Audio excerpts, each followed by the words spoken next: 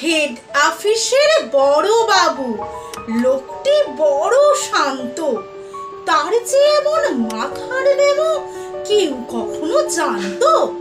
দিব্যি ছিলেন খোশ মেজাজে, চেয়ারখানি চেপে একলা বসে ঝিমঝিমিয়ে হঠাৎ গেলেন ক্ষেপে।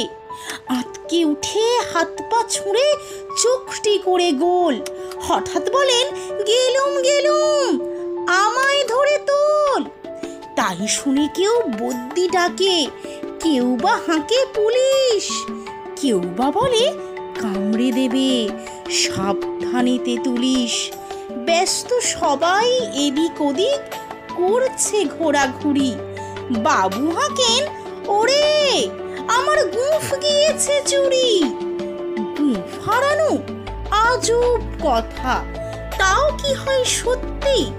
গুঁফ জোড়া তো তেমনি আছে, কমেনি এক রত্তি। সবাই তারে বুঝিয়ে বলে, সামলে ধরে আয় না, মোটেও গুঁফ হয়নি চুরি, কখনো তা হয় না। রেগে আগুন তেলে বেগুন তেরে বলেন তিনি, কারো কথার ধার ধারিনি, সব বেটাকেই চিনি। নোংরা ছাঁটা খ্যাংরা ঝাঁটা, বিচ্ছিরি আর ময়লা, এমন গুঁফ তো রাখতো জানি শ্যামবাবুদের গয়লা। এ গোঁফ যদি আমার বলিস, করব তোদের জবাই।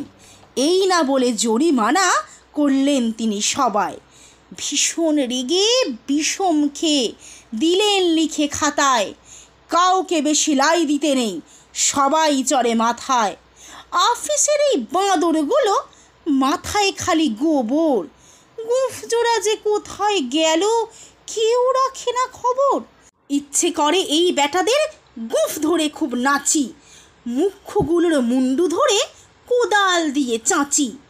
গুঁফকে বলে তোমার আমার, গুঁফ কি কারো কেনা? গুঁফের আমি গুঁফের তুমি, তাই দিয়ে যায় চেনা।